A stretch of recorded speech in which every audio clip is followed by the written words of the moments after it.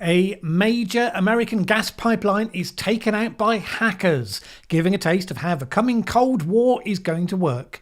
The CDC says that actually the vaccinated don't have to wear masks after all, while Britons are worried about the new Indian variant. And Elon Musk pulls support from Bitcoin based on its environmental footprint. My name's Mallen Baker. This is the Mallen Baker Show. This week we got a vision of the future in the US when the hacking attack against the Colonial Pipeline led to major disruption, with regional emergency declarations in 17 states plus DC. The pipeline moves around 100 million gallons of fuel per day, and its sabotage has led to major shortages. Over 2/3 of gas stations in North Carolina ran out of fuel, along with half of those in a number of other states. The hack was carried out by a group calling itself Darkside, which uses what's called ransomware against various targets in order to extort money from its victims. So, for instance, if you got targeted by ransomware, you might click on an attachment that runs a program, and before you know it, it's encrypted all of your files and is issuing a demand for money before it will give you the key to decrypt your files and get them back. People had been speculating that this might actually be an attack from a hostile government. Russia would be a prime candidate, along with Iran or North Korea. The group responded to that with the following message: "We are apolitical. We do not participate in geopolitics. Do not need to tie us with a defined government and look for our motives. Our goal is to make money and not creating problems for society. From today, we introduce moderation and check each company that our partners want to encrypt to avoid social consequences in the future." So there you go. Socially responsible hackers. Soon they'll be producing a corporate responsibility report. You can see in the message that maybe they had not realised the knock-on consequences of that particular job.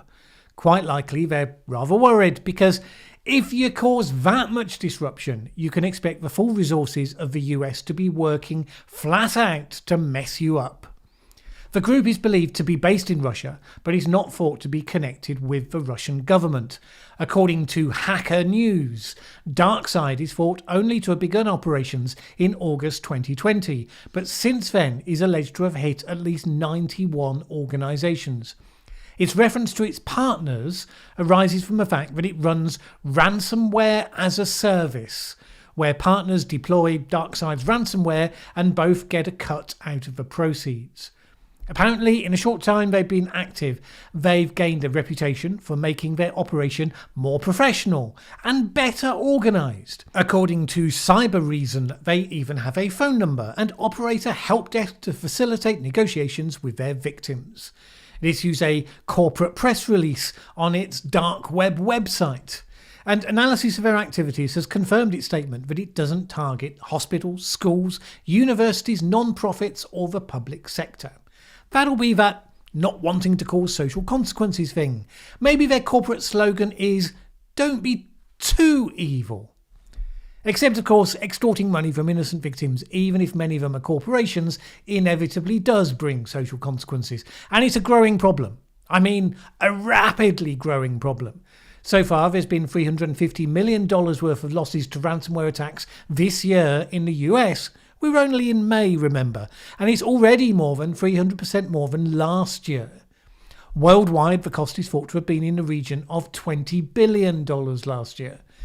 But the real point, and why this is a glimpse of a future, is that all the military strategists expect this to be a common feature that we're going to see in the next hot war and maybe even the Cold War that we've already pretty much embarked upon. All resources are now networked. I mean, even the fossil fuel pipeline can be shut down by remote hackers from afar. Think about all the time and effort it goes to develop a nuclear weapon that can travel the distance if you're North Korea or you're Iran. Why wouldn't you spend at least as much time and resource setting up your ability to wreak havoc on the infrastructure of your enemies from afar? And other recent incidents have been signs of just that. Darkside may not be linked to their government, but this follows the SolarWinds hacks by Russian intelligence operatives and the use of vulnerabilities in Microsoft Exchange Server by Chinese threat actors. We have relentlessly pushed more and more online, Many of the software programs that power those things have not been designed to thwart hackers with the skill levels and resources available to nation states. This event has been a wake-up call, a tactical blunder perhaps by a money-motivated hacking group to highlight what the smarter state hacking operations probably wanted to keep to themselves for the time being, i.e. the knowledge of how vulnerable all those systems really are. By all accounts, for Darkside it turned out to be quite a lucrative blunder. Reports are suggesting that the gas company, Colonial Pipeline, having told the Washington Post it would definitely not be paying a ransom, promptly paid a ransom of around $4 to $5 million in cryptocurrency to get the hackers to unlock their software. According to security analyst Christopher Muffett, this is a common pattern, with many companies swearing they would never pay a ransom, but around 70% of them very quickly caving when all their computers suddenly start showing "you've been hacked" messages. When President Biden was asked if he knew about the ransom being paid by the company, he said, "I don't know." Although the exact words he used were no comment, he did go on to say that in relation to the Darkside group, the US would pursue a measure to disrupt their ability to operate, which is suitably cryptic, I suppose. He said he'd raise the issue at a forthcoming summit with President Putin. That should work. Reportedly, Colonial Pipeline had an outside audit carried out of its security and had been handed a report calling its information management practices as atrocious and a patchwork of poorly connected and secured systems. According to Robert F. Smallwood, whose firm produced the 89-page report, we found glaring deficiencies and big problems. I mean, an 8th grader could have hacked into that system. And this is the problem. Unlike the banks and the government and all those high-value sensitive targets, nobody much thought when they were building gas pipelines or a range of other infrastructure projects that they really needed industrial-strength security. I mean, why would anyone hack a pipeline? Well, now we know. But attending to thousands of insecure legacy systems, so many over so many different places, that's not going to be fixed quickly. Reportedly last month, Colonial Pipeline advertised a job opening for a new cyber security manager. Whoever got that job had a hell of a first day at work, I'm guessing. Now, in a minute, we'll look at the rest of the week's news, but first, when people worried about whether the human race might be growing too big to be sustained, it was always focused on our ability to feed ourselves. We're bearing down on 8 billion people in the world, and so such questions do deserve to be asked. Not only do we have to grow and rear enough food for all of those people, increasingly we need to do it in a way that makes less impact on the environment, both in terms of habitats and also on climate change. The European Union has its answer, and it's launched its Farm to Fork food strategy. One of the central features of the strategy is a massive expansion of organic food, going from 8% of all agricultural land being farmed organically to 25% by 2030. That's a huge directional shift, bigger than anyone else is attempting. Is it well-judged policy, a bold experiment pointing the way to the future, or is it a massive misstep motivated by foolish ideology? I'll be taking a deep dive into that particular pool in the video to go live on Monday next week, 7 p.m. UK time. See you then. In the UK, we are step by step emerging from lockdown. This week, the talk was all excitedly that a government figure had told us that we would be able to hug each other again. And in amongst the excitement, there was only a few dreary, cynical types, I include myself, who reflected on how it would be better news if governments could stop seeing it as their job to micromanage who was allowed to hug whom. But in amongst the thrill of freedom is the sneaking, lurking possibility it may all get snatched away, depending on the Indian strain.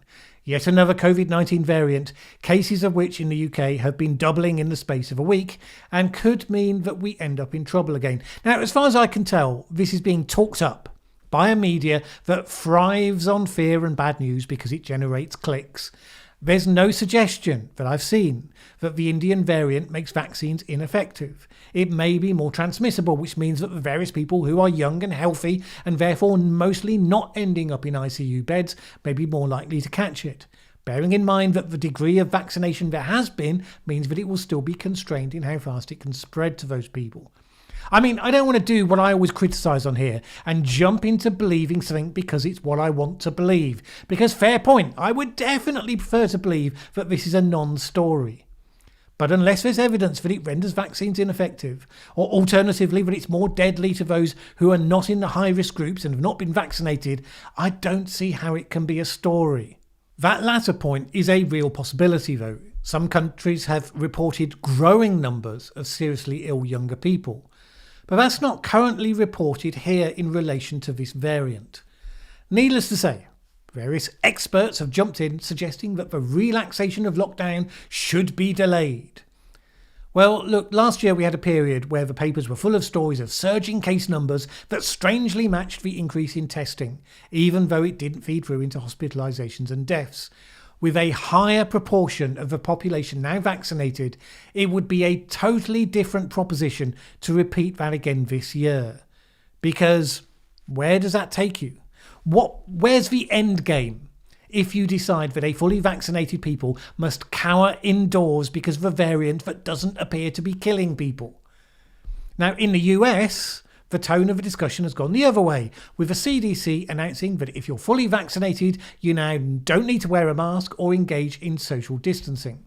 And so the fact that was reasonably evident to logical thinking people all along, but that was considered by some to be dangerous wrong speak if said out loud, that has now been acknowledged officially. It all underlines once again how much official communication has been crafted on giving people messages most likely to get compliance rather than the plain and simple truth. And then of course you finally have to own up to the truth because now it's time to move on, and then in so doing you damage any faith people might have had in what you have to say in the future. Now that might be healthy, because governments have always through history said dodgy things of which we should all rightly be suspicious. Another example this week, as Alok Sharma, the UK minister responsible for the COP26 conference on climate change, indulged in the time-honoured sport of last chanceism. COP26 summit, last hope to limit global warming, says Alok Sharma. You know that I hold that we have to take substantive and early action on climate change, but all of these sorts of statements are just nonsense. Here's the short version of what he's doing. In the run-up to the conference, various countries are expected to announce their own revised targets and plans for decarbonising, and some already have. Arguably, that's the bit that counts. But the British government wants a big prestigious summit which is seen as a driving force in creating a big breakthrough. Sharma said that he wants a global pledge to move away from coal, which is utterly unnecessary because everyone's already engaged on that as a programme. And those who are slow to do so won't be speeded up because of some anodyne statement at an international conference. But these are the games that countries play around international summits. Britain needs a statement it can hang a success onto. Mind you, sometimes making a statement does have real-world consequences, as we saw this week in relation to Bitcoin. Now, you never know. Maybe it's because he watched my video on the topic. I mean, probably not, but he could have done. But either way, Elon Musk announced this week that Tesla would no longer take payment in Bitcoin due to the extremely high energy use of mostly fossil fuel-powered energy that the currency entails. This came pretty soon after he'd made headlines previously by announcing that Tesla had bought $1.5 billion worth of Bitcoin, much of which it continues to hold. His latest announcement led to a big sell-off in the crypto markets, with Bitcoin declining from $55,000 to $45,000 before climbing back to $50,000. How much of a long-term damage to the value of the currency Musk has inflicted? That remains to be seen. But it must surely increase the prospect for the currencies that have specifically chosen to avoid the energy-intensive route, to emerge as the digital currency of the future, unless Bitcoin itself manages to adapt. In any case, if you have currencies that can soar or plummet with a single tweet from a dynamic but eccentric billionaire, you should probably treat those things with caution. Speculators will also be aware that Musk probably has the power to single-handedly anoint Bitcoin's low-energy successor, should he be minded to do so. Other news that caught my eye this week: a group of scientists had a letter published in the journal Science, making it clear that, in their view, the Wuhan lab leak hypothesis for the origin of SARS-CoV-2 coronavirus can't be ruled out. They said there's a toxic atmosphere around the subject and that few who'd argued for the possibility of a laboratory origin was willing to speak openly. And you can understand why. Because if it's shown to have come from a lab leak, yes, many will blame China, maybe most, but also the scientific community itself, and especially those engaged in gain-of-function research, will likewise take a huge hit, and many will not be looking forward to that. When I did my own video looking at the evidence, which is not conclusive for any theory, I was certainly left with the view that the lab leak hypothesis is currently the one I would take as the default most likely cause. Speaking of human-caused contagions, parents in Virginia are fighting to keep critical race theory out of their schools. The local education board in Loudoun County want to teach children that institutions are inherently racist, that white people can't escape their attitudes of white supremacy, and so on and so on. Parents have demanded that such political positions should be kept apart from education, not taught as fact, in other words. Those parents have been labelled as racists, of course, because that's how things get discussed in this day and age. One local teacher said at a public meeting, over the past few weeks, a small group of Loudoun residents have put their racism on display for the nation. Calling people names because they hold a different opinion to you is surely a sign of someone who should not be teaching children. And indeed, that's very topical in Edinburgh right now, where the principal of the university there has been urged to resign by some of the senior academics who are appalled at the capitulations made in recent months to, quote, placate a small group of political zealots. Such moves include renaming the David Hume Tower, because the father of the Scottish Enlightenment was not woke enough by today's standards. It then launched an investigation into a senior lecturer, Neil Finn, for his opposition to the renaming, and when students accused him of being racist, sexist and problematic. One of the senior academics said, how could Scotland's greatest university have fallen so low to a position where the core academic values of free speech, reasoned argument and pursuit of truth cannot be publicly articulated and debated? I am ashamed of the place, and particularly of its professional crucifixion of the noted anthropologist Dr. Neil Finn. Now, will the government's stated intent to introduce a university's free speech bill, will it make a difference to conflicts like that? Maybe. Something of an open question. Now, in a minute, we'll get to replying to comments and the final thought for the week. But first, mostly on this channel, when I talk about climate change, I talk about what the evidence suggests is happening and how that is or isn't playing out in terms of the ongoing policy debates.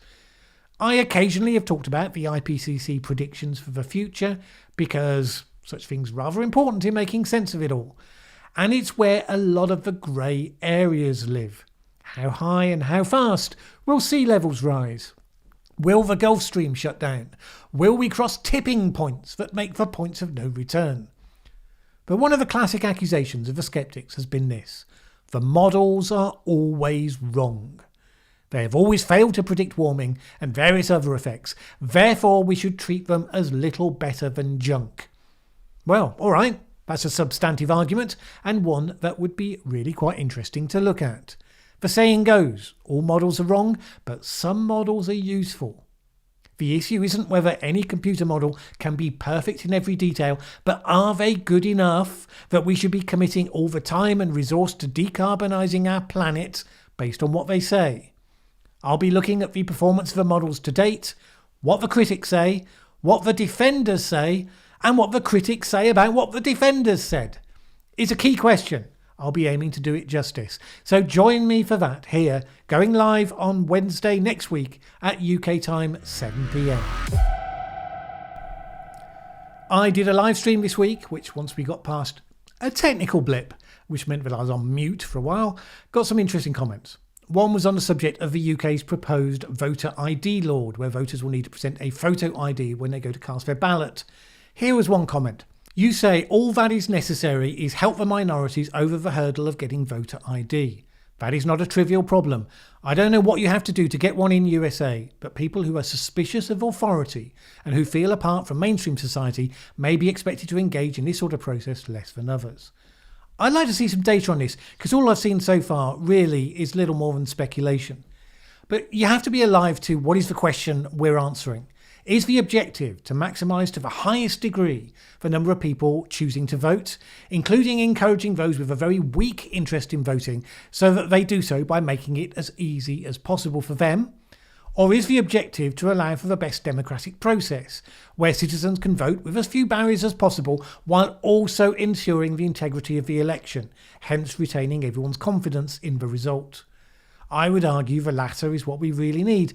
Now, I don't believe that because one group might feel suspicious of the system, maybe for understandable reasons, because how they feel it's dealt with them in the past, then the system is somehow improved by being weakened in order to accommodate that. That's a case of the opted out minority forcing changes on the whole system to accommodate their edge case. It's entirely reasonable in a system where you're allowed just one vote that there should be some basic safeguards against multiple voting.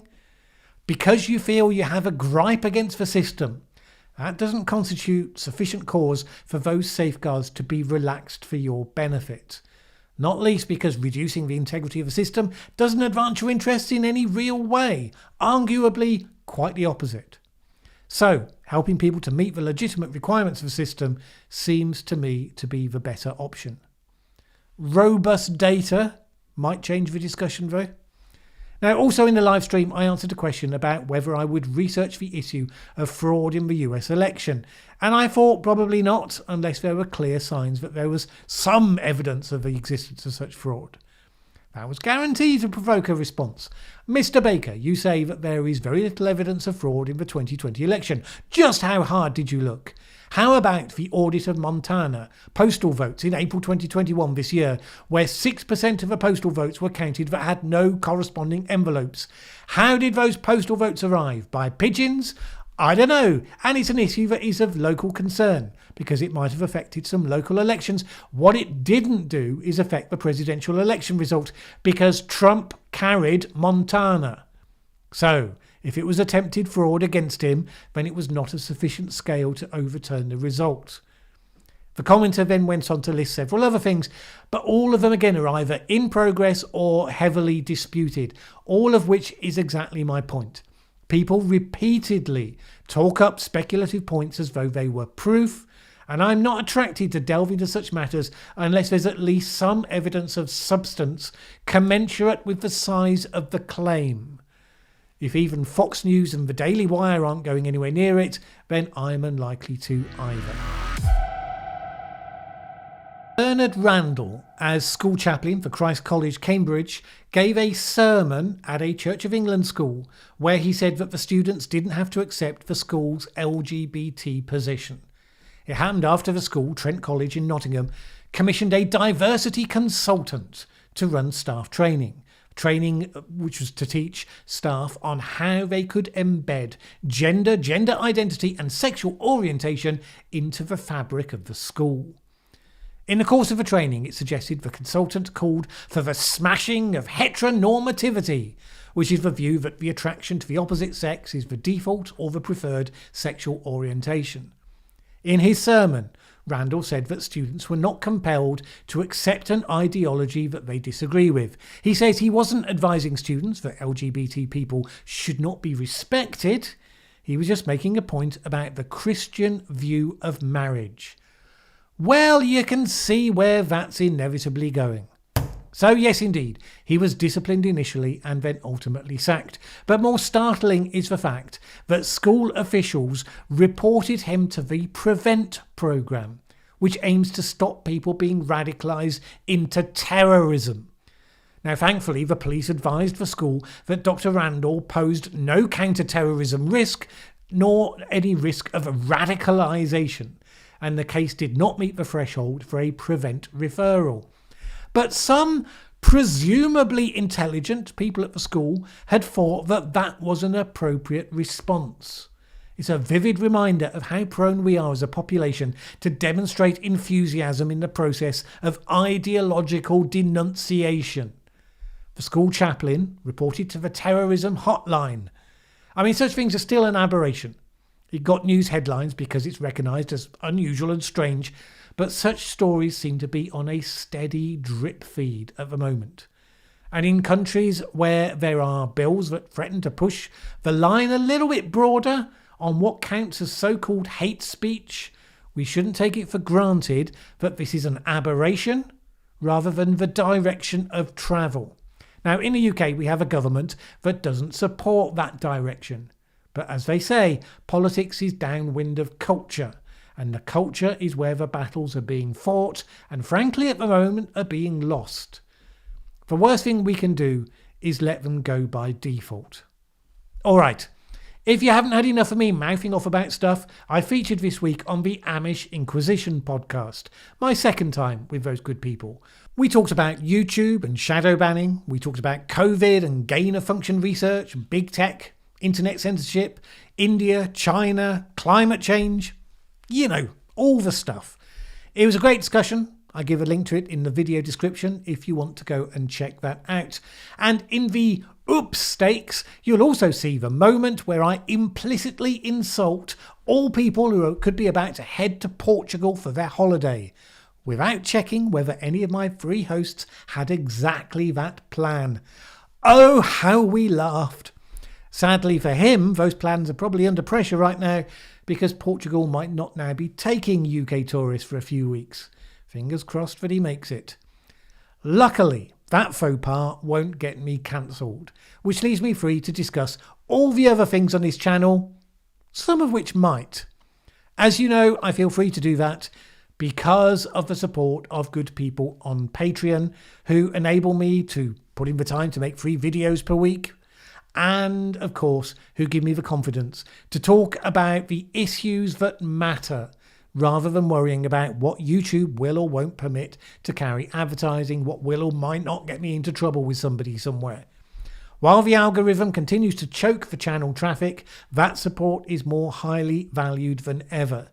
If you would like to add your support for the independent, fact-focused and non-ideological content that I aim to produce here, please go to patreon.com/Mallen Baker. It is always appreciated. Either way, have a great week. My name's Mallen Baker. This is the Mallen Baker Show.